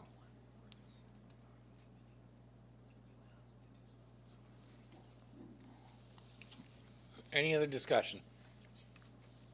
Patty, can I get a roll call? Council Morris? Yes. Council, Did you get a hand up? We heard something over there. I heard something ding. Is there? it's not a hand up. Okay. Council Morris? Yes. Council DeBrito? Yes. Council Klepak? Yes. Council Green? Yes. Council Foss? Yes. Council Frankie? Yes. Council McCormick? Yes. The vote is 7 in favor and 0 opposed. Ordinance 97, 2022. Adopt an ad hoc committee's ordinance. Move to adopt. Second. Any discussion? Councilor Frankie. Well, just one other quick thought. We are adopting these as ordinances, so we'll have to have a second vote on them. Thus, anyone in the public who's out there listening should, if you've got any suggestions or ideas, why, please let the city manager know so that we can consider any amendments that we might need to make at the next meeting. Done deal. Any other questions? Patty, can I get a roll call? Council Morris? Yes. Council DeBrito? Yes. Council Klepak? Yes. Council Green? Yes. Council Foss? Yes. Council Frankie? Yes. Council McCormick? Yes. The vote is 7 in favor and 0 opposed. Moving on to ordinance 98, 2022. Adopt a Board of Assessment Review ordinance. Move to adopt. Second. And this one was out of necessity, right? Yes, this was actually located in the administrative ordinance. So since we're breaking out the boards and committees out of that kind of general ordinance, we remove it from there and we put it in a separate ordinance. Okay. The language is the same, with one slight correction in section 1-2 that Bill and I spoke about the timelines that were mentioned. We just clarified it a little bit. Okay. Councilor Frankie. And this would be one of what we were talking about as the quasi-judicial, that it's a board that reviews decisions by the assessor and makes a judgment on that. Is that correct? Yes, it hears appeals of denial of abatement requests. Correct. Any other questions? Patty, can I get a roll call? Council Morris? Yes. Council DeBrito? Yes. Council Klepak? Yes. Council Green? Yes. Council Foss? Yes. Council Frankie? Yes. Council McCormick? Yes. The vote is 7 in favor and 0 opposed. Ordinance 99, 2022. Is this you just striking out what we moved? Sorry.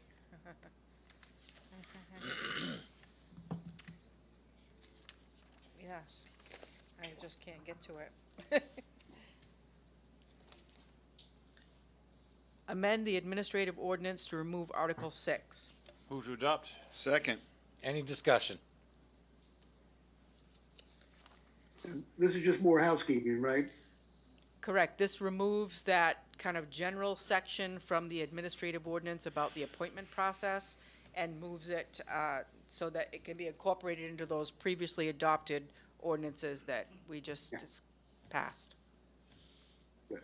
Any other discussion? Thank you. Patty, can I get a roll call? Council Morris? Yes. Council DeBrito? Yes. Council Klepak? Yes. Council Green? Yes.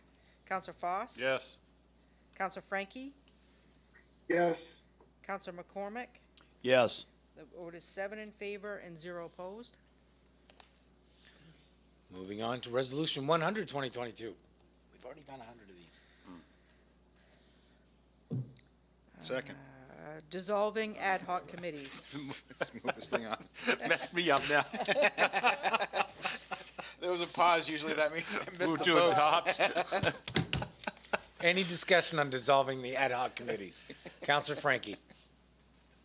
I just have a question because I believe that the authority for dissolving the ad hoc committees comes from the ordinance that were just passed. And if that ordinance requires 2 votes, are we being premature in dissolving the ad hoc committees? Bill. No. Thank you. The council could, at any time, eliminate a committee that it has created, independent of having an ordinance that sets forth a process. For example, we have this 470 Restoration Committee that was created probably 10 years ago, and it has just been silent for many years. If we didn't have any of these other ordinances here, the council could, by resolution, terminate that committee. Because it created it by resolution, and the council, since it was a council action, the council can act to terminate it as well. And this is, I think, as our city clerk said, there's some housekeeping here. We've created these committees. They had their purpose, but then nobody ever bothered to eliminate them, and they just sit there with no function, no members, and producing, quite simply, quite a bit of clutter in terms of the administration of the city government. So I'm comfortable that if the council wishes to eliminate these committees at this point in time, because you do have the authority to do that independently of the ordinance, which in the future is going to set forth a structure for the creation of these committees. Thank you, Bill. Counselor Green. Right. Okay, thank you. And I echo Councilor Frankie's thanks to our attorney and city clerk. A lot of work went into this. But so it occurs to me that it might be a good practice for the council to adopt to review the committees on the books before, around November when we're soliciting new members, so that people don't apply for committees that aren't operating, because I think that's been an issue in the past, and we should be encouraging, when we're asking for citizens' involvement, we should make sure that we're taking advantage of their interest in being engaged. So it may not be necessary with sunsetted dates, but it might be a good idea just to do our housekeeping yearly instead of waiting 10 years to the next time. All right. Counselor Frankie. Well, just one thing. I've arranged to have the Solar Committee meet one last time, and that'll be, I think, next week. We're getting something set up. And we'll make a final report based on that meeting, since I can see that we're getting ready to dissolve that's one of the committees we're getting ready to dissolve. All right. Any other questions? Roll call, Patty. Council Morris? Yes. Council DeBrito? Yes. Council Klepak? know if it's taken 134 years to figure out how to do all these committees, but I am happy that we got it worked out now. Yes. We've done a lot of housekeeping this last year. Councilor Green? Yes. Councilor Foss? Yes. Councilor Frankie? Yes. Councilor McCormick? Yes. The vote is 7 in favor and 0 opposed. Moving on to Resolution 101, 2022. Assign the charge of the Parking Committee to the Transportation Committee. Move to adopt. Second. Any discussion? Councilor Frankie. Well, here's where we just dissolved the parking committee, right? It was on our list of dissolved committees. Let's see. Parking study. parking study. Yeah, this is different. That was the study committee, Claude, not the actual parking committee. Oh, what it was. okay. And really, it's, Hence this one's the- being absorbed. Hence the need for the removal. I mean, maybe.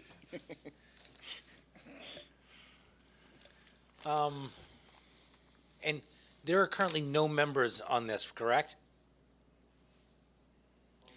On the parking committee? Yep, like we're not, the transportation committee is not absorbing any of those members. That's up to the council. Sure. Can I? So amended. Second. Okay, the amendment is. Not to take any of the people from the parking Anyone who committee. was on there is going to have to reapply. Right. No members from the parking committee will be transferred to the transportation committee. Start brand new. And there's a second? Second. There Okay. we go. That's Glenn. That's Thank good. you. You're welcome. Any further discussion? There's no one on this committee though, right? Just me and you right now. Me, you, and Bill Dow. We'll get together The with Bill, but transportation people. committee does Yep. have members assigned, yeah. And if anybody wants to, Transportation, but not the parking committee. no, it did. Previous to us moving it, it did. It had people from the library. It had people, the John Fortier from State Farm. It had a bunch of people on There were there. about 15, there were about 15 members on the parking committee,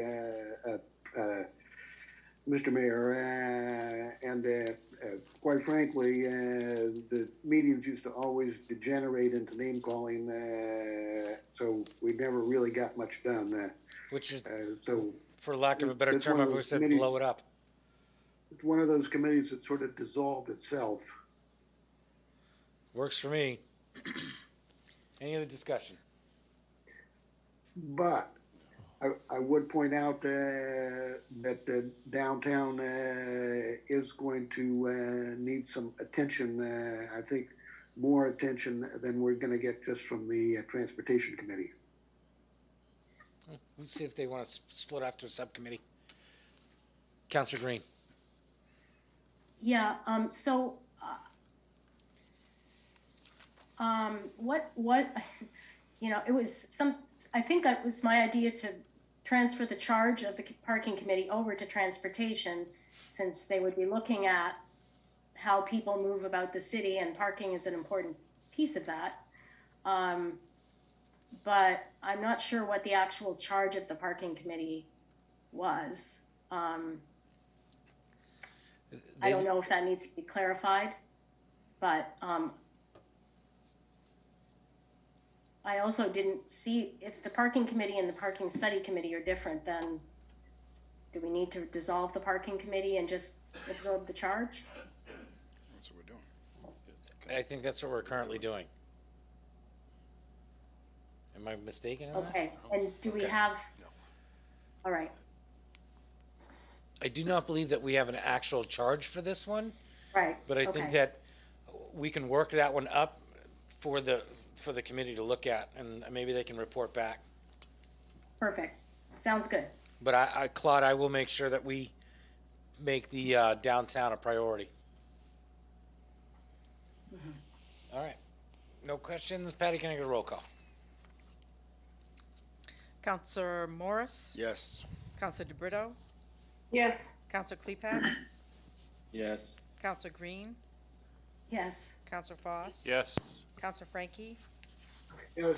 Counselor McCormick? Yes. Vote is 7 in favor and 0 opposed. We need to move it as amended. So moved. Second. Roll call. Forgot there was an amendment in there. Counselor Morris? Yes. Counselor DeBrito? Yes. Counselor Klepak? Yes. Counselor Green? yes, Counselor Foss? Yes. Counselor Frankie? I'm sorry, I missed what the vote was on. This is moving it as amended. Oh, It's- okay. yeah. Yes.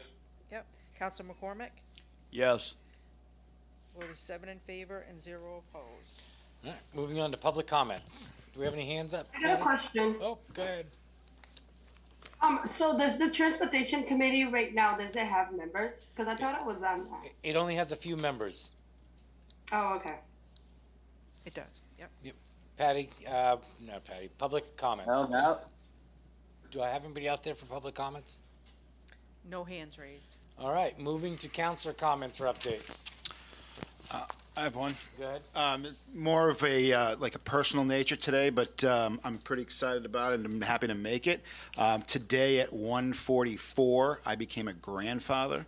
My daughter and her husband, thank you, had a baby boy. I am. I know. I know. Doesn't look it, but like whatever. Yeah, baby boy Emerson Michael is 9 pounds 14 ounces. So 21 and a half inches. Big kid, big kid. Mom and baby and even dad are all doing well. So, but yeah, pretty excited. So, Congratulations. thank you. Congratulations. Thank you, thank you. Don't forget to bring your daughter some soup. Right. Anyone else? Councillor Klepak. I just wanted to give people an update on what's happening with, just sort of add to what the city manager gave us at the beginning of the meeting about brown-tail moths. So the Public Works and the Parks Department, it's actually been the combined efforts of both of those teams, and they both deserve the thanks of everyone here in the city for their remarkable work that they've done for the past week. They, just to get it in the record, what's happened thus far, they have administered treatment to trees that were inventoried by Bartlett, 116 trees at Quarry Road, 21 at George J. Mitchell, 50 at North Street Park, 6 at Drummond Avenue Park, 11 at the high school, 122 at the head of Falls, 21 at Veterans Memorial Park, 39 at Green Street, 12 at Grove, 56 at the boat launch, 58 at the Pine Ridge, 87 at the junior high, for a total of 599 trees that were part of the inventory. The estimate is that actually, so when they would go out there, they would see trees that were not part of Bartlett's inventory and treat those as well. So they believe that they've treated well in excess of 1,000 trees on public property, with an estimated 4,000 inserts deployed. And for example, at Head of Falls, there was over 200 trees that were treated just there, 150 trees at the junior high, because there's extensive woods around there. Up until this point, there have been approximately 500 trees treated on residential properties throughout the city, representing 8,000 of the inserts. What that indicates is that the trees that were being treated on public land, they were probably more comprehensive in their treatment on public lands, and the trees that were treated on residential properties were probably much larger, heavier, heavily infested trees. Unfortunately, the city had that for a total of 12,000 inserts deployed. The city has unfortunately run out of inserts at this point, and it is a little bit unclear as to whether everyone on the list that was on part of the official list has had a visit. Probably not. So there are more inserts on order right now. They probably won't arrive until Friday, so this whole process is probably going to extend into the following week. So if you haven't seen anyone out there yet this week, keep your fingers crossed. Hopefully you'll see them in your neighborhood. So that means there is still time for people to fill out the survey. It's always useful, but it is definitely the best way for you to communicate with the city on this topic, rather than sending emails to myself or any of the other counselors, which becomes unmanageable. And I would say that if you have trees that need treatment, the first thing, the most important thing that you can do is flag your tree, because the workers, one of the things they've been doing is if they go in a neighborhood and if they just see a tree that's been flagged, they've been hitting it. even if it wasn't on their list, it, you know, if it was like it was a neighbor and they saw the tree was flagged and they, you know, maybe they'd be able to talk to you, or the tree was just flagged, they were administering that treatment for you. So if you have missed the deadline to get on the list, hopefully there is still an opportunity for you to get some treatment, because it is going to be, regardless of our treatment, it's still going to be a severe year for brown-tailed moths. Much heavier infestation at this time of the year than we saw last year, and that's only likely to increase exponentially over the next couple of years. But we're doing what we can to mitigate it and help us have a decent outdoor season, and help some people with there's a lot of health issues, respiratory stuff that people have been struggling. Yeah, Claude. Well, so as I understand, this is going to be an ongoing issue, right? We didn't get rid of all the brown-tailed moths because of the hard work that you and the city have done, city employees have done, right? So we're probably two, maybe three more rounds of this. So Claude, the words that we're using are mitigation, not elimination. Yes. It is impossible for a municipality, and probably impossible for even the state or the feds, to come in and have that scale of treatment that would eliminate the brown-tailed moth. What we're looking for, and I'm not going to go into detail now, I'm sure nobody wants to hear it at this point in the evening, but in brief, we're looking for some environmental factors that will cause the collapse of this population specifically.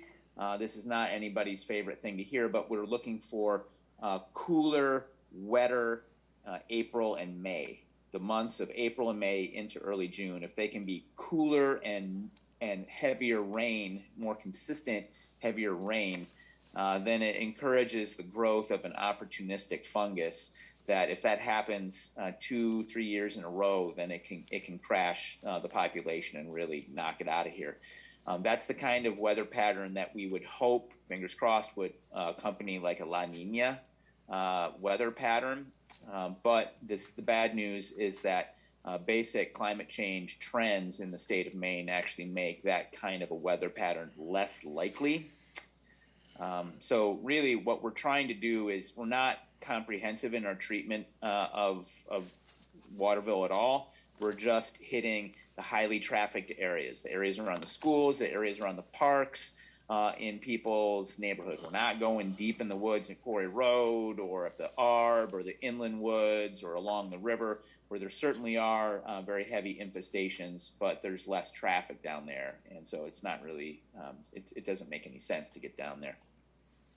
If you want to hear more about this, I'm talking about the whole topic in depth at 1 o'clock on campus at Colby. The whole thing is going to be streamed. I'm also going to record it and then post that talk to the city website on the Brown-tailed moth page, so you can watch it at any point if you want to hear me talk about all that stuff, the biology and whatnot, in more detail.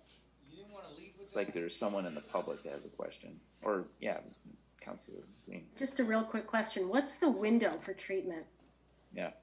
So you want to get it when the sap is running. And, you know, the kind of treatment that we're administering, there's a bunch of different types. If you are, if you have a flowering or fruiting tree, the city is not treating those trees. We are making pole pruners available at the public library for people to check them out. There's, I don't know, 3-4 pole pruners there that you can check out. And some people have, but there's lots of availability.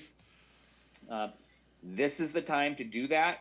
That time, we're running out of that time to do that kind of thing. That would have been all winter here, because as soon as the critters emerge, you've lost that window. You shouldn't really be messing with them a whole lot once they're crawling around. But while they're in their nests and contained, it's a good time to clip them.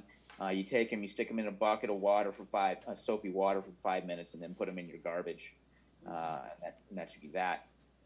So that window is closing. The kind of direct treatment that the city is providing are these inserts. Those are on large ornamental trees. When I say large, I don't mean huge. Tom, It just has to- Tom, I appreciate everything you're going through, and I know that you are very involved in this. And can we point him to a website? Yep, the city website has got it all. Awesome. Thank you. I'm going to make a motion to adjourn. Second. Didn't we have public comments? There's an attendee with their hand up. Oh, We did that earlier. that's Nancy Sanford. Yeah, public comments came up earlier. Bring her in. Bring her in. And I just want to remind everybody to do their taxes. Man, I was gonna try to get away with not remembering, thanks. Okay, I just promoted her to a panelist. We're so close. Hi, Nancy. Hi, my hand was up. Nope, you're good. Public comment, so thanks. I just wanted to let folks know, you may be aware anyway, but that Starfish Village launched the Stone Soup Cafe in conjunction with the Winslow Community Cupboard, and we're over at the Winslow Congregational Church, and we are serving meals, a midday meal, on Mondays, Thursdays, and Fridays from 11:30 to 1:30. And we'd love to have any and all of you come and check us out. And we're looking for volunteers. And so anybody can contact me or email starfishvillageministry@gmail.com, or we have our Facebook page, and we had a very successful first day. We had 35 people come and dine with us, and just a point of interest that 30% of the people that go to the Winslow Community Cupboard are from Waterville, and we expect that our number will be that and probably more. And so please come and check us out. Thank you, Nancy. Officially, motion to adjourn. Second. Good night, everyone. Good night. Good night. Good night.